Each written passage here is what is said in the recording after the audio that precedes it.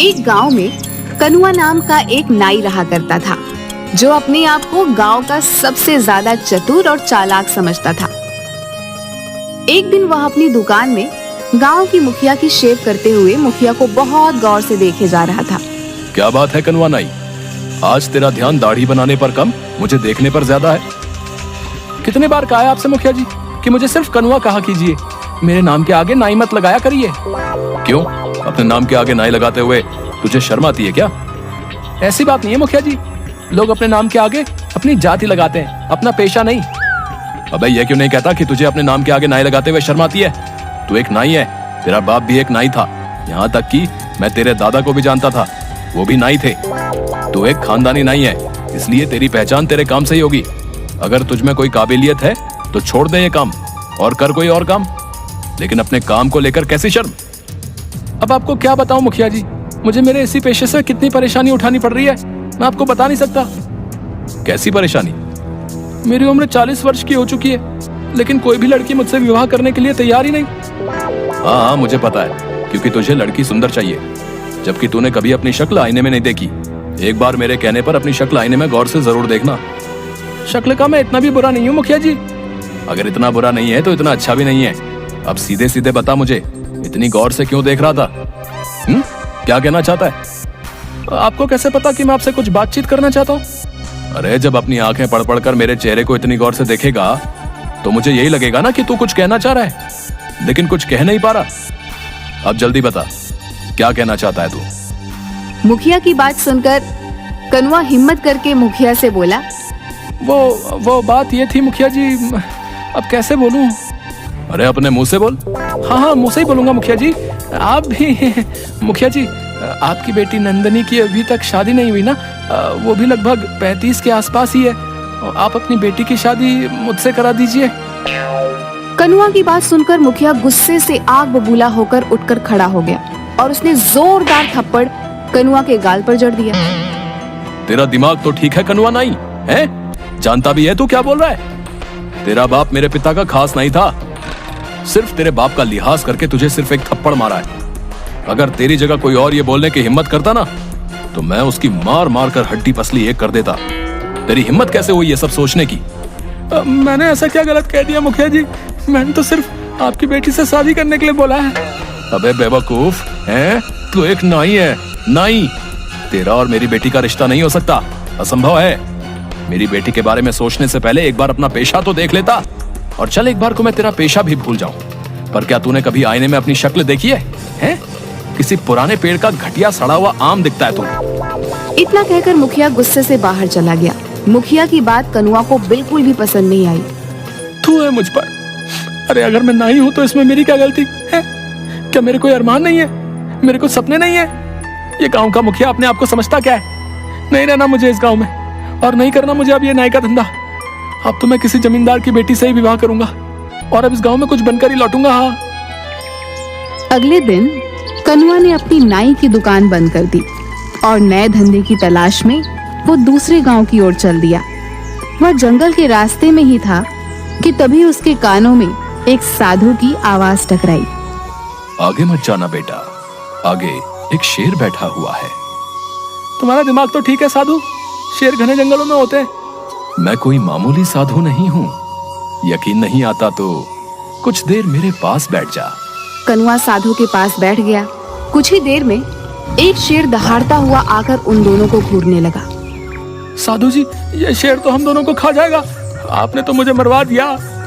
चिंता मत कर, जब तक मैं तेरे साथ हूँ शेर तेरा कुछ नहीं करेगा, कुछ देर में चला जाएगा। कुछ देर बाद जंगल की ओर चला गया। आप तो वाकई बहुत पहुंचे हुए।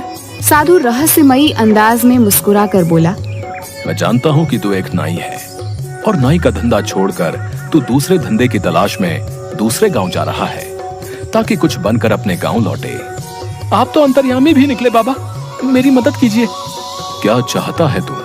मैं बड़ा आदमी बनना चाहता हूँ। मैं चाहता हूँ कि मेरा विवाह किसी बड़े परिवार की कन्या से हो, लेकिन मेरे काम को देखते हुए कोई भी बड़ा परिवार अपनी बेटी का विवाह मुझसे नहीं करता। इसीलिए मैंने अपना गांव छोड़ दिया, क्योंकि वहां सब मुझे नाई नाई बोलकर ही पुकारते हैं, और इसी वजह से मैं 36 वर्ष तक की उम्र में कुंवारा हूँ। ठीक है, मैं तेरी मदद करने के लिए तैयार हूँ, लेकिन मैं तुझे अपनी मायावी शक्ति से धन दौलत तो नहीं दे सकता। मैं आपकी बात का मतलब नहीं समझा। मैं तुझे एक शक्ति दे सकता हूँ। कैसी शक्ति साधु जी? तू जिस किसी भी व्यक्ति को कुछ देर तक गौर से देखेगा तो तू उस व्यक्ति का कुछ देर बाद भविष्य देख लेगा। दूसरों के भविष्य देखने से मुझे क्या फायदा होगा? खुद को बहुत चतुर समझता है ना, तो अपनी चतुराई से इस शक्ति का फायदा उठा ले। मगर याद रखना, अगर तू मेरी दी हुई शक्ति का फायदा अपनी चतुराई से उठाने में कामयाब हो जाता है तो ये कभी मत भूलना कि तेरा अतीत क्या था। क्या मतलब? मतलब कि तू एक नाई था। और हाँ, मेरी दी हुई शक्ति का प्रयोग तू सिर्फ अपने जीवन में 2 बार कर सकता है। इतना कहकर साधु मुस्कुराता हुआ वहां से चला गया। कनुआ एक दूसरे गांव में चला गया। वो सुबह से लेकर शाम तक गांव वालों को देखता रहा कि तभी उसकी नजर गांव में बनी एक कोठी पर पड़ी। वो कोठी उस गांव के जमींदार रमेश की थी। रमेश अपनी कोठी के बाहर एक शहरी व्यक्ति से अपनी एक जमीन का सौदा कर रहा था। कनुआ उस जमींदार को गौर से देखने लगा। कुछ देर बाद गौर से देखने के बाद कनुआ की आंखों में चमक आ गई। वह दौड़ता हुआ जमींदार के पास चला गया। इस सौदे को रोक दीजिए जमींदार साहब, ये सौदा आपके लिए सही नहीं है। कौन हो तुम और ये कैसी बातें कर रहे हो तुम? कहीं तुम पागल तो नहीं हो गए? तुम जानते भी हो कि ये सौदा करोड़ों का है। मेरा नाम कनुआ है। मैं कुछ दिन पहले ही विदेश से हिंदुस्तान आया था, मगर ट्रेन में मेरा किसी ने पासपोर्ट, मेरे सारे पैसे सब चुरा लिए। तब से मैं ऐसे ही उस चोर को पकड़ने के लिए भटक रहा हूँ। देखिए, मैं भी एक बहुत बड़ा बिजनेसमैन रहा हूँ और मेरी नजर ये बता रही है कि आपके सामने ये जो व्यक्ति बैठा हुआ है ये धोखेबाज है। कनुआ की बात सुनकर रमेश की आंखों में क्रोध झलकने लगा। तू तो ये कहना चाहता है कि तू विदेश से पढ़कर आया है तो तू ज्यादा चालाक है और मैं गांव का हूँ तो मुझे कोई अकल नहीं है, हैं? तभी रमेश की पत्नी अनीता अपने पति से बोली, अरे एक बार फोन करके पता करने में क्या हर्ज हो सकता है कि इसका अंदाजा सही हो। सोचिए, अगर इसकी बात कुछ प्रतिशत भी सही निकली तो आप तो सड़क पर आ जाएंगे। अपनी पत्नी की बात सुनकर रमेश सोच में पड़ गया। वह तुरंत फोन लगाकर किसी से बात करने लगा। अचानक रमेश के चेहरे पर गुस्सा झलकने लगा और जो व्यक्ति रमेश के सामने बैठा हुआ था वो वहां से भागने लगा। पकड़ो इसे, ये फ्रॉड है।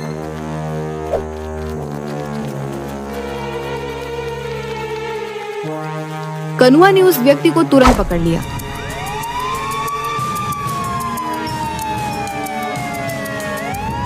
रमेश ने उस व्यक्ति को पकड़कर पुलिस के हवाले कर दिया। रमेश नहीं जानता था कि कनुआ ने उसका भविष्य देख लिया था, कि भागने वाला व्यक्ति भविष्य में रमेश के साथ धोखा करने वाला था। तुम्हारा बहुत बहुत शुक्रिया कनुआ, आज तुम्हारी वजह से मैं बर्बाद होने से बच गया।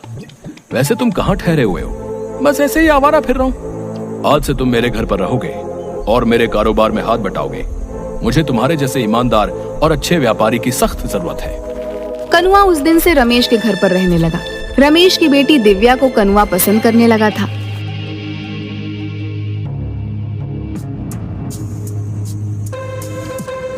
एक दिन रमेश अपनी बेटी के साथ कार से शहर जा रहा था कि तभी कनुआ बोला, कहाँ जा रहे हैं आप? अभी कुछ देर पहले बताया तो था, मुझे शहर में कुछ काम है और इसी बहाने दिव्या को कुछ शॉपिंग भी करा दूंगा। आज मत जाइए, कल चले जाइएगा। आज मुझे कुछ ठीक नहीं लग रहा। ये कैसी बातें कर रहे हो तुम? मेरा शहर जाना आज बहुत जरूरी है, तो अपने उस जरूरी काम को कल निपटा लीजिएगा। कनुआ, तुम व्यापारी अच्छे हो, लेकिन अब तो तुम ऐसे बातें कर रहे हो जैसे कि तुम फ्यूचर देख सकते हो और तुम्हें पहले से ही आभास हो गया है कि आज मेरे साथ कुछ सही नहीं होने वाला। रमेश की बात सुनकर कनुआ बुरी तरीके से घबरा गया। सच तो यही था कि कनुआ ने रमेश का भविष्य देख लिया था। वो जानता था कि कुछ देर बाद रमेश का एक्सीडेंट हो जाएगा। रमेश की पत्नी अनीता रमेश से बोली, आप कनुआ की बात मान क्यों नहीं लेते? अपने जरूरी काम को कल कर लीजिएगा। नहीं अनीता, मेरा आज जाना बहुत जरूरी है। ठीक है, अगर आपको कनुआ की बात नहीं माननी तो आपकी मर्जी, लेकिन मैं दिव्या को आज आपके साथ नहीं जाने दूंगी। ठीक है, जैसी तुम्हारी मर्जी। रमेश चला गया, मगर कुछ ही देर बाद रमेश की एक रोड एक्सीडेंट में मौत हो गई। दिव्या और अनीता इस दुनिया में अब अकेली रह गई थी। इतने बड़े कारोबार को संभालने वाला कोई नहीं था। कुछ दिनों बाद अनीता कनुआ से बोली, मेरे पति के जाने के बाद अब इतने बड़े कारोबार को कौन संभालेगा? मैंने और मेरे पति ने सोचा था कि सारा का सारा कारोबार दिव्या के पति के हवाले कर देंगे और हम दोनों तीर्थ पर चले जाएंगे, लेकिन वो ये दिन देख न सके। मैं चाहती हूँ कि मेरी बेटी का विवाह तुमसे हो जाए। क्या तुम मेरी बेटी से विवाह करोगे? अनीता की बात सुनकर कनुआ के मन में लड्डू फूटने लगे। कनुआ यही तो चाहता था कि उसने तुरंत हामी भर दी और दूसरे दिन दिव्या और कनुआ का विवाह धूमधाम से हो गया। कनुआ रातों रात करोड़पति बन गया, लेकिन गांव वालों से मिले मान सम्मान की वजह से वो खुद को राजा समझने लगा। एक रोज रात के वक्त कनुआ अपनी पत्नी से बोला, देखो तुम मेरी पत्नी हो तो ये तुम्हारे लिए बहुत बड़ी खुशनसीबी की बात है। तुम्हें मेरी सेवा करनी चाहिए। मैं तो आपकी सेवा ही करती हूँ। देखो मैंने ही एक बार तुम्हारे पापा को बर्बाद होने से बचाया था। अगर मैं ऐसा नहीं करता तो वो उसी दिन सड़क पर आ जाते। अच्छा, मेरे पैरों में बहुत ज्यादा दर्द है, मेरे पैर दबा दो। कनुआ की बात सुनकर उसकी पत्नी उसके पैर दबाने लगी। कनुआ लगातार कई घंटों तक अपनी पत्नी से पैर दबवाता रहा। थकान से जैसे ही उसकी पत्नी की आंख झपकी, कनुआ तुरंत बोला, जब तक मैं ना कहूँ तब तक तुम्हें रुकना नहीं है। हाँ, इसके बाद तुम्हें मेरा सर भी दबाना है। उस दिन के बाद कनुआ अपनी पत्नी से रोज रात भर पैर दबवाता। एक रोज दिव्या परेशान होकर अपनी माँ से बोली, इन्होंने तो मेरा जीना हराम कर रखा है। रोज रात भर ये मुझसे कभी पैर कभी सर दबाते हैं, मैं सो नहीं पाती। बेटी, लेकिन तू चिंता मत कर। मैंने सुना है कि यहाँ एक बहुत पहुँचे हुए साधु आए हैं जो सबकी मुसीबतें दूर कर रहे हैं। कल मैं तुझे चुपके से उन्हीं के पास ले चलूंगी। अगले दिन दिव्या की माँ अपनी बेटी को उन्हीं पहुँचे हुए साधु के पास ले गई। क्या हुआ बेटी? मेरे पति मुझसे प्यार नहीं करते, मुझसे गुलामों की तरह व्यवहार करते हैं। तुम्हारा पति क्या करता है? दिव्या ने सारी बात साधु को बता दी। दिव्या की बात सुनकर बाबा रहस्यमयी अंदाज में मुस्कुराते हुए दिव्या से बोले, जाओ कल किसी बहाने से अपने पति को मेरे पास भेज देना। क्या वो सुधर जाएंगे? हाँ, मैं अपनी तंत्र मंत्र की शक्ति से उसे बिल्कुल सही कर दूंगा। कल के बाद वो तुम्हारी किसी भी बात से इनकार नहीं कर पाएगा। दिव्या और उसकी माँ खुश हो गई। अगले दिन दिव्या अपने पति से बोली, सुनिए जी, सुना है गांव में बहुत पहुँचे हुए ज्ञानी बाबा आए हैं, आप उनसे मिलकर क्यों नहीं आते? हाँ, मैंने भी सुना है कि गांव में कोई पहुंचा हुआ ज्ञानी बाबा आया है। गांव वाले तो पागल हो गए, पर मैं पागल नहीं हूँ। ऐसा नहीं कहते जी, क्यों ना आप उनसे एक बार मिल आते? तुम्हारा दिमाग तो ठीक है। उस बाबा को कनुआ जमींदार से उल्टा मिलने आना चाहिए। भला मैं वहाँ क्यों जाऊँ? मैं वहाँ पर नहीं जाऊंगा। दिव्या मुंह लटकाकर फिर से साधु के पास चली गई। बाबा वो तो आने को तैयार ही नहीं, वो तो उल्टा मुझसे ये कह रहे हैं कि आपको उनसे मिलने जाना चाहिए। दिव्या की बात सुनकर साधु फिर से मुस्कुराता हुआ बोला, तो किसी बहाने से अपनी माँ के साथ कुछ देर के लिए दोपहर के वक्त यहाँ पर आ जाना। तुम्हारी गैर मौजूदगी में मैं तुम्हारे घर पर जाकर तुम्हारे पति का तंत्र मंत्र से सही से इलाज कर दूंगा। दिव्या, दिव्या कहाँ हो तुम? तभी कोई जोर जोर से दरवाजा पीटने लगा। अब ये दरवाजा भी मुझे खुद ही खोलना पड़ेगा। बताओ कैसे दिन आ गए हैं। अब दरवाजा खोलने भी मैं स्वयं ही जाऊं।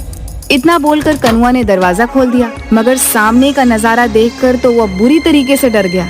उसके सामने उसके पुराने गांव का मुखिया खड़ा था, जो तुरंत अंदर आ गया। मुखिया जी, आप यहाँ कैसे? अच्छा, तो तू नाईगिरी छोड़कर यहाँ जमींदार बना बैठा है? अगर मैं तेरी पत्नी और गांव वालों को बता दूं कि तूने कभी विदेश की शक्ल नक्शे में भी नहीं देखी, बल्कि तू एक नाई है, तो कभी सोचा है ये गांव वाले तेरे साथ क्या करेंगे? तेरी मार मार कर हालत खराब कर देंगे और तुझे इन लोगों के साथ फ्रॉड करने के जुर्म में जेल हो जाएगी। सोच, तेरी पत्नी की नजरों में तेरी क्या इज्जत रह जाएगी। मुखिया जी, मैंने आपका क्या बिगाड़ा है? आप भला ये किसी को क्यों बताएंगे? तेरी पत्नी दिव्या मेरी दूर की रिश्तेदार है। क्या? और सुन कनुआ, तेरी पत्नी को मैंने सब बता दिया है। वो बेचारी तेरे आतंक से बेहद परेशान हो चुकी थी। मुझसे उसका दुख देखा नहीं गया।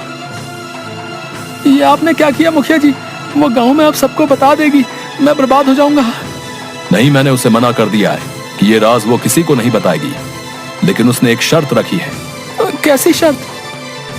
यही कि आज के बाद तू उसका हर काम करेगा, यहाँ तक कि तू उसके पैर भी दबाएगा। एक जिम्मेदार पति की तरह उसे पत्नी का दर्जा देगा, ना कि उसके साथ गुलामों की तरह व्यवहार करेगा। मुझे मंजूर है। ठीक है। इतना बोलकर मुखिया वहाँ से चला गया, मगर बाहर आते ही मुखिया साधु में परिवर्तित हो गया। और सीधा दिव्या के पास जाकर बोला, जाओ, मैंने तुम्हारे पति को सुधार दिया है। दिव्या खुश होती हुई वहाँ से चली गई। उसने घर जाकर देखा कि कनुआ डरा हुआ दिव्या की ओर देख रहा था। अरे तुम आ गई प्रिया, थक गई होगी, लाओ मैं तुम्हारे पैर दबा दूं, लाओ लाओ। उस दिन के बाद से कनुआ नाई की सारी चतुराई धरी की धरी रह गई।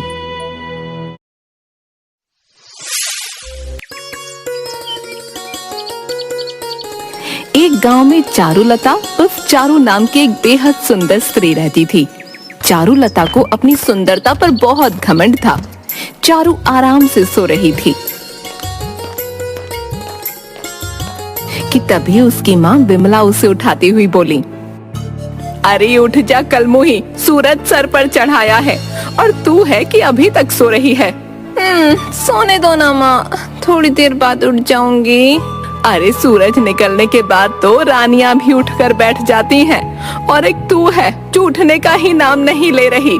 चल जल्दी से उठकर तैयार हो जा, आज तुझे देखने लड़के वाले आ रहे हैं। कितनी बार कहा है माँ, मैं विवाह किसी राजकुमार से ही करूंगी। हाँ हाँ, तुझ में लाल जो जड़े हैं, अब उठ, आने वाले हैं वो लोग, उनसे मना कर दो माँ। धीरे बोल कलमुई, अगर किसी ने सुन लिया तो 7 गांव तक कोई रिश्ता लेकर नहीं आएगा तेरा। अपनी माँ के कहने पर चारू तैयार होकर अपने कमरे से बाहर निकल आई। उसने देखा एक बूढ़ी काली सी दिखने वाली औरत और एक बेहद गंदा दिखने वाला व्यक्ति बैठा हुआ था। चारू अपनी माँ से बोली, ये कौन है? ये मोहनलाल है और ये इनकी पत्नी आशा है। इन्होंने तुझे अपने बेटे के लिए पसंद कर लिया है। पसंद करने से पहले मुझसे एक बार तो पूछ लेते, इनकी शक्लें तो काली है। जब माता पिता इतने काले हैं तो इनका बेटा तो फटे हुए आलू की तरह दिखता होगा। अरे धीरे बोल कलमुई, दामाद जी के पास पूरे 2 बीघा जमीन है, तेरी सारी जिंदगी आराम से कटेगी। बाहर में गए ऐसा आराम मुझे नहीं चाहिए आराम। चारू की बात सुनकर वो दोनों गुस्से में खड़े हो गए। अरे मैंने इतनी बदतमीज लड़की नहीं देखी। हमें यहाँ पर क्या बेइज्जत करने के लिए बुलाया है समधन जी? अरे काहे की समधन जी, ऐसे कैसे बन गई समधन जी ये तुम्हारी? अरे कैसे मिर्च निकल रही है इस लड़की की जीभ से, मेरे लड़के को फटा हुआ आलू बोल रही है ये। हमें यहाँ बेइज्जती करने के लिए बुलाया था क्या? चलिए यहाँ से। इतना कहकर मोहनलाल और आशा वहाँ से चले गए और विमला सर पकड़कर बैठ गई। तभी वहाँ पर चारू की दोस्त मोहिनी मटकी लेकर आ गई। चारू मोहिनी के साथ पानी भरने जंगल चली गई। मोहिनी जंगल में एक कुएं से पानी भरने लगी। तभी उन दोनों के कानों में किसी बुजुर्ग के कराहने की आवाज टकराई। लगता है कोई बुजुर्ग बेचारा जमीन पर गिर गया है। अरे तो गिरने दे, मुझे क्या, अब क्या ये राजकुमारी गिरे हुए बुढ़ों को उठाने की काम करेगी? ऐसे नहीं बोलते चारू, हो सकता है कोई बुजुर्ग गीली जमीन पर गिर गया हो। मेरे हाथ में रस्सी है, नहीं तो मैं खुद जाकर देख लेती। ठीक है, अगर तुम कहती हो तो देखना ही पड़ेगा। चारू ने देखा कि एक साधु एक पेड़ के नीचे बैठा हुआ उठने की कोशिश कर रहा था। चारू उसकी ओर पहुंचकर बोली, ये क्या बाबा, मुझे तो लगा था आप गिर गए होंगे, लेकिन आप तो पेड़ के नीचे आराम से बैठे हुए हैं। सुभान मत चला लड़की, मुझे हाथ पकड़ कर उठा। ना बाबा ना, आपके हाथ पकड़ने से तो मेरे हाथ गंदे हो जाएंगे और राजकुमारी अपना हाथ ऐसे वैसे को नहीं देती। राजकुमारी? अरे नादान लड़की, मेरी कमर में मोच आ गई है। अगर तुम मुझे उठाने में मदद करेगी तो तू वाकई राजकुमारी बन जाएगी। चारू ने साधु को पकड़कर उठा लिया। ये लो बाबा, मैंने तुम्हें पकड़कर उठा दिया, लेकिन मुझे तो अपने अंदर कोई भी परिवर्तन महसूस नहीं हुआ। लगता है तेरी इच्छा किसी राजा से शादी करने की है। आपको कैसे पता? तेरी बातें सुनकर। तेरी जीभ तो कैंची की तरह कतर कतर चलती है, लेकिन है तू सुंदर। मांग, क्या मांगती है? साधु की बात सुनकर चारू मजाक उड़ाने वाले अंदाज में साधु की ओर देखने लगी। मेरी तरफ ऐसे मत देख कन्या, मैं कोई मामूली साधु नहीं हूँ। वही तो मैं देख रही हूँ बाबा, बोल तो ऐसे रही हो जैसे मैं जो भी मांगूंगी आप फट से मेरी मांग को पूरा कर दोगी। लेकिन मत भूलो, कुछ देर पहले मैंने आपको हाथ पकड़कर आपकी उठने में मदद की थी। अगर आप इतने ही पहुँचे हुए साधु हो तो अपनी कमर खुद क्यों नहीं ठीक कर लेते? इतना बोलकर चारुलता जोर जोर से हंसने लगी। चारुलता को हंसता देखकर साधु के चेहरे पर क्रोध झलकने लगा। कुछ बातें साधारण मानव के समझ से परे होती हैं। बेवकूफ कन्या, तेरी हंसी ने मुझे क्रोध दिला दिया है। बोल, क्या चाहती है तू? चारू हंसते हुए बोली, मैं अपना जीवन एक रानी की तरह बिताना चाहती हूँ। बोलो, क्या तुम मुझे ऐसा वरदान दे सकते हो? और क्या तुम्हारा वरदान काम करेगा, या तुम्हारे दिए हुए वरदान का हाल भी तुम्हारी कमर की मोच की तरह होगा? कुछ समय बाद इस राज्य के राजमहल में एक बहुत बड़ा स्वयंवर होने जा रहा है। बहुत से देशों के राजा उस स्वयंवर में हिस्सा लेने के लिए आएंगे और वहाँ पर बहुत ही सुंदर राजकुमारी अभी अपने वर तलाशने राजमहल में आएंगी। तू उस स्वयंवर में चली जाना। तुझे देखकर कोई भी उन दूसरी राजकुमारियों को पसंद नहीं करेगा। सबकी नजर तुझ पर ही जाएगी। लेकिन जाने से पहले एक बार फिर से अपने फैसले पर विचार कर लेना। क्या तू वाकई ऐसा चाहती है? कितनी बार बताऊं? हाँ, मैं वाकई राजा से विवाह करना चाहती हूँ और राजकुमारी बनकर अपने जीवन को व्यतीत करना चाहती हूँ। राजकुमारियों का जीवन देखने में बड़ा ही सुंदर लगता है, बेवकूफ कन्या, लेकिन उनके जीवन में कितनी कठिनाइयां होती हैं, शायद तुझे इसका अंदाजा नहीं है। जा, मैंने तुझे वरदान दिया। जैसे ही तू स्वयंवर में जाएगी, हर कोई राजा तुझसे ही विवाह करना चाहेगा। इतना कहकर साधु क्रोधित होकर वहाँ से चला गया। चारू हंसती हुई मोहिनी के पास आ गई।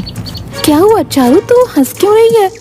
चारू ने मोहिनी को हंसते हुए सारी घटना बता दी। ये मजाक का विषय नहीं है चारू, हो सकता है कि वो वाकई कोई बहुत पहुंचा हुआ साधु हो। उसने तुझे वरदान दिया है। पागल हो गई है क्या? उस साधु की कमर में मोच थी, वो उठकर खड़ा तक नहीं हो पा रहा था। भला जो अपनी कमर की मोच का दर्द ठीक नहीं कर सकता, उसके दिए हुए वरदान का क्या भरोसा? जरूर वो कोई पाखंडी साधु था, बेवकूफ कहीं का। एक बार कोशिश करने में क्या हर्ज है? हो सकता है वो साधु सही बोल रहा हो और तू जो सपना देखती है, क्या पता तेरा सपना सच हो जाए। मोहिनी, अभी तो तभी पता लगेगा ना जब वाकई इस राज्य में स्वयंवर मनाया जाएगा। फिलहाल तो अभी दूर दूर तक कोई सूचना नहीं है कि अपने राज्य में ऐसा कुछ हो रहा है। चारू उस साधु का मजाक उड़ाते हुए मोहिनी के साथ साथ मटकी उठाए घर पर चली गई। लेकिन कुछ ही महीनों के बाद पूरे राज्य में राजकुमारियों के स्वयंवर का ऐलान हो गया। स्वयंवर के बारे में सुनकर मोहिनी खुश होती हुई चारुलता के पास आकर बोली, अरे चारू, तूने कुछ सुना? अपने राज्य में एक बहुत बड़ा स्वयंवर होने वाला है। अलग अलग देशों के 4 राजा उस स्वयंवर में भाग लेंगे और अलग अलग देशों की बहुत सी राजकुमारी भी उस स्वयंवर में हिस्सा लेंगी। जिस राजकुमारी को जो राजा चुनेगा, वो उस राजा की पत्नी बन जाएगी। इसका मतलब वो साधु सही बोल रहा था। मैं भी बहुत देर से इसी बात के बारे में सोच रही हूँ, लेकिन मेरी समझ में नहीं आता कि क्या हमें राजमहल में घुसने की इजाजत मिलेगी। अरे कोशिश करने में क्या जाता है, चल, वो आज का ही दिन है। कुछ ही वक्त के बाद वो स्वयंवर शुरू होने वाला है। कहीं ऐसा ना हो कि वक्त निकल जाने के बाद तेरे पास पछताने के अलावा कोई रास्ता ना हो। मोहिनी की बात सुनकर चारू की आंखों में चमक आ गई। वो मोहिनी के साथ राजमहल की ओर चली आई। वो दोनों राजमहल के गेट पर जा पहुँचे कि तभी सैनिक ने उनको रोककर कहा, तुम अंदर नहीं जा सकती, यहाँ आम नागरिकों का जाना मना है। इतना कहकर जैसे ही उस सैनिक की निगाह चारू पर पड़ी, पता नहीं उसे क्या हुआ। अरे तुम तो वाकई बहुत सुंदर स्त्री हो। लगता है तुम कहीं की राजकुमारी हो जो भेष बदल कर राज्य घूमने के लिए निकली है। जाओ, अंदर जाओ, इससे पहले कि तुम पर किसी की नजर पड़ जाए। और ये तुम्हारे साथ कौन है? उस सैनिक की बात पर चारू मुस्कुराती हुई बोली, ये मेरी दासी है मोहिनी। ये हमेशा मेरे साथ ही रहती है। अब जल्दी से मेरा रास्ता छोड़ो, मुझे अंदर जाने दो। सैनिक ने तुरंत उसे अंदर जाने की इजाजत दी। मोहिनी को चारू की ये बात बिल्कुल भी पसंद नहीं आई। मोहिनी आहिस्ता से बोली, ये क्या चारू, तेरे तो अचानक तेवर ही बदल गए। उस सैनिक ने गलती से तुझे राजकुमारी क्या समझ लिया? तूने तो मुझे अपनी दासी बना दिया। अरे छोड़ ना, क्या फर्क पड़ता है, चल चल अंदर चल। अंदर एक बहुत बड़ा स्वयंवर चल रहा था। उस स्वयंवर में राजा वीर सिंह, रतन सिंह, धीर सिंह और विजेंद्र सिंह सिंहासन पर बैठे हुए थे और सामने बैठी रानियों को प्यार भरी नजरों से देख रहे थे। तभी वहाँ चारू और मोहिनी आ गईं। जैसे ही उन चारों राजाओं की नजर चारू पर पड़ी, वो चारों के चारों राजा चारू के रूप को देखकर मंत्रमुग्ध हो गए। मुझे मेरी राजकुमारी मिल गई। ऐ सुंदरी, कौन हो तुम? क्या नाम है तुम्हारा? मेरा नाम चारुलता है। खैर, तुम कोई भी हो, मुझे उससे कोई फर्क नहीं पड़ता, तुम ही मेरी रानी बनोगी। तभी वहाँ पर बैठा हुआ दूसरा राजा रतन सिंह बोला, अपनी बात वापस ले लो वीर सिंह, मैं इस लड़की से विवाह करूंगा। मुझे इस लड़की की सुंदरता ने दीवाना बना दिया है। बेवकूफ राजाओं, तुम्हारे सामने इतनी रानियां बैठी हुई हैं, फिर भी तुम्हें ये आम सी लड़की मिली। मैं हमेशा से ही आम लड़की से विवाह करना चाहता था, इससे मैं शादी करूंगा। अपने फैसलों पर तुम एक बार गौर कर लो, इस लड़की से सिर्फ मैं ही शादी करूंगा। राजमहल में हाहाकार मच गया। चारों राजा एक दूसरे को मारने को उतारू हो गए। राजमहल के राजगुरु ये सब माजरा बहुत देर से देख रहे थे। वो क्रोधित होकर उन राजाओं से बोले, बंद करो अपनी बकवास बेवकूफ राजाओं, ऐसे तो तुम चारों अपनी जान ले लोगे। मेरे पास एक उपाय है। कौन सा उपाय? तुम चारों का विवाह इस लड़की से करा दिया जाए। ये कैसी बातें कर रहे हैं आप? भला हम चारों राजाओं की एक पत्नी कैसे हो सकती है?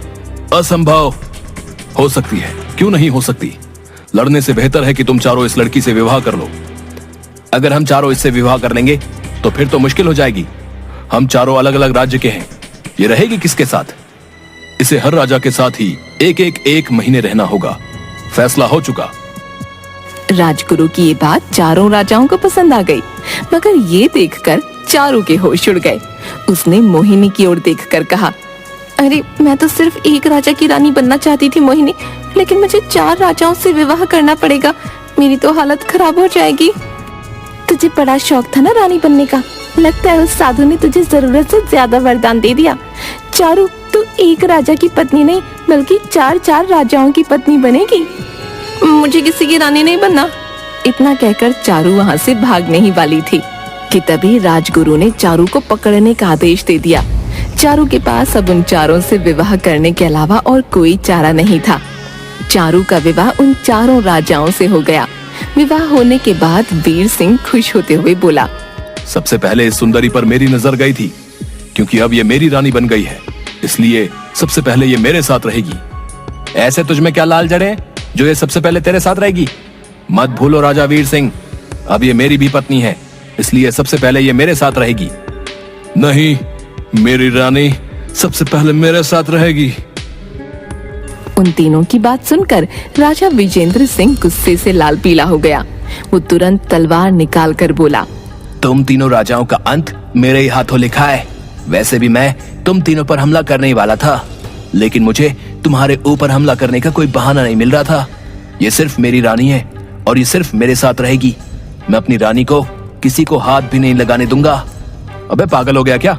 मत भूल, हम सब ने भी इस सुंदरी के साथ विवाह किया है। और क्या बोला तू हम तीनों पर हमला करने वाला था? इसका मतलब है पिछले महीने जो गुप्तचर मेरे राज्य में पकड़ा गया था वो तेरा भेजा हुआ था। हाँ, मेरा भेजा हुआ था। तुम तीनों राजाओं की भलाई इसी में है कि चारुलता की तरफ देखना छोड़ दो। चारुलता सिर्फ मेरी पत्नी है। बेवकूफ राजा, राजगुरु का आदेश है कि रानी एक महीने हम चारों राजाओं के साथ रहेगी। तुम राजगुरु के आदेश का अपमान कर रहे हो। भाड़ में गया राजा राजगुरु का आदेश, भाड़ में जाओ तुम सब। मैं नहीं मानता कि रानी का विवाह तुम तीनों के साथ हुआ है। सच तो यह है कि इस सुंदरी से मुझे पहली नजर में प्यार हो गया था। बंद करो अपनी ये बकवास राजा विजेंद्र सिंह, तुम मेरे आदेश के खिलाफ जा रहे हो। मैंने लड़ाई रोकने के लिए ही इसका विवाह तुम चारों से करवाया है। मुझे कोई फर्क नहीं पड़ता, अब तो जो जीतेगा वही इस रानी को लेकर जाएगा। इतना कहकर राजा विजेंद्र सिंह ने तलवार निकालकर एक ही बार से राजा वीर सिंह को घायल कर दिया। तेरी इतनी हिम्मत कि तूने मेरे ऊपर हमला कर दिया, अब तेरी खैर नहीं। इतना कहकर वीर सिंह ने भी अपनी तलवार से राजा विजेंद्र सिंह पर बड़ा खतरनाक वार किया। राजा विजेंद्र सिंह वहीं ढेर होकर गिर गया। मैंने राजा विजेंद्र सिंह को खत्म कर दिया है, अब रानी सिर्फ मेरे साथ जाएगी। तीनों राजाओं में भयानक जंग छिड़ गई। चारू सर पकड़कर वहीं पर बैठ गई। ये राजा तो आपस में तेरे लिए कुत्ते की तरह लड़ रहे हैं चारू। अभी भी मौका है, राजमहल से भाग निकलते हैं। कहीं ऐसा ना हो कि ये तीनों आपस में लड़ते लड़ते एक दूसरे की जान ले लें। अगर ऐसा हुआ तो इस राजमहल का राजगुरु तुझे इसका दोषी समझेगा। यहाँ से अपनी जान बचाकर भाग। चारू नजर बचाकर मोहिनी के साथ राजमहल से भाग गई। वो सीधे घबराती हुई जंगल की ओर भागी कि तभी चारू की नजर पेड़ के नीचे बैठे हुए उस उसी साधु पर पड़ी। चारू दौड़ती हुई उस साधु के पास पहुंचकर बोली, मुझे बचा लीजिए साधु महाराज। क्या हुआ कन्या, तुम इतनी घबराई क्यों हो? क्या तुम आज उस स्वयंवर में नहीं गई? चारू ने सारी घटना साधु को बता दी। तुम तो एक रानी की तरह अपना जीवन व्यतीत करना चाहती थी। एक नहीं बल्कि 4 राजाओं ने तुम्हें पसंद कर लिया और तुमसे विवाह कर लिया। ये और बात है कि वो आपस में लड़ पड़े और एक को अपनी जान गंवानी पड़ी। राजमहल में अक्सर ऐसा ही होता है, राजा बनते हैं और लड़कर खत्म हो जाते हैं। लेकिन तुम्हें इससे क्या, तुम आराम से अपना जीवन एक एक राजा के पास रहकर गुजार सकती हो। मुझे क्षमा कर दीजिए बाबा, मेरे सर से रानी बनने का भूत उतर चुका है। मैं 4 राजाओं की रानी नहीं बन सकती। 4 नहीं 3, एक तो मारा जा चुका है। जो भी हो, मैं अब रानी नहीं बनना चाहती। साधु को चारू को देखकर तरस आ गया। उसने देखा चारू की आंखों से पश्चाताप के आंसू बह रहे थे। साधु ने मुस्कुराकर जवाब दिया, जाओ अपने घर पर जाओ। उस राजमहल में कौन सी सुंदर कन्या आई थी, ये हमेशा एक रहस्य ही रहेगा। राजमहल के लोग कभी नहीं जान पाएंगे। इतना कहकर वो साधु वहां से चला गया और चारू चुपचाप अपने घर आ गई। उस दिन के बाद से चारू के दिल से रानी बनने का भूत उतर गया था।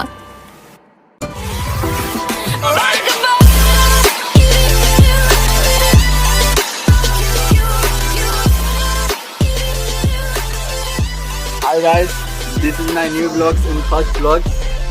ये मेरा दोस्त है जो कि इसका मतलब कि हम लोगों का आज का पूरा ग्रुप है। फर्स्ट ब्लॉग है और लाइक शेयर ठोक के कीजिएगा, महाकाल की जय हो। तो भाई यीशु मतलब यहाँ पे आए तो क्या खरीदोगे कुछ? तो रुको जरा, सब्र करो। तो भाई यीशु मतलब यहाँ पे आए तो क्या खरीदोगे कुछ? सब्जी। शाबाश बेटा, बहुत बड़ी सब्जी। अरे तुम पागल है यार, सब्जी मार्केटिंग है, तुमको लौक रहा है क्या? तुम क्या करो यार, तुम यहाँ पे खरीदने आते हो? बताओ क्या खरीदना चाहते हो? बिकनी क्या? क्या ये गुलशन अपने बेटे के लिए खिलौना देख रहा है। ये खिलौना लेना है तुमको? अरे किसको देगा यार, तुम्हारा तो अभी सारी मैरिज हुआ ही नहीं है। तो गर्लफ्रेंड बस करो यार, क्या कर रहे हो तुम भी ना यार। देखो से मिलिए सोनू डॉग। देखिए यहाँ पे हम लोगों का ग्रुप देखिए सब, जो कि यार रोहित प्रेमी है। क्या क्या लेना है। Victory symbol, I am victory. यहाँ पे तो कुछ करने हैं, तो यहाँ पे क्या लेना है पहले बताओ तो सही यार, कुछ बताओ यार, कुछ क्या लेना है? कद्दू सब्जी लेना है, सब्जी यार तुम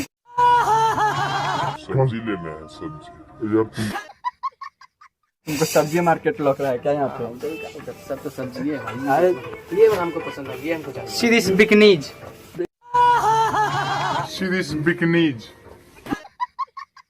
बिकनीज बात बिकनीज नॉट बिकनीज। बस होल्ड कर रहा है बहुत। आज गुलशन भाई आज तुम क्या लेना चाहते हो ये बताओ। देखो यार तुम कुछ ना कुछ तो पसंद करो यार, किससे बिना मतलब में तुम भी हो ना। देखिए गाइस पे मेरे गाइस फॉलो कीजिए और ये गुलशन के लिए है।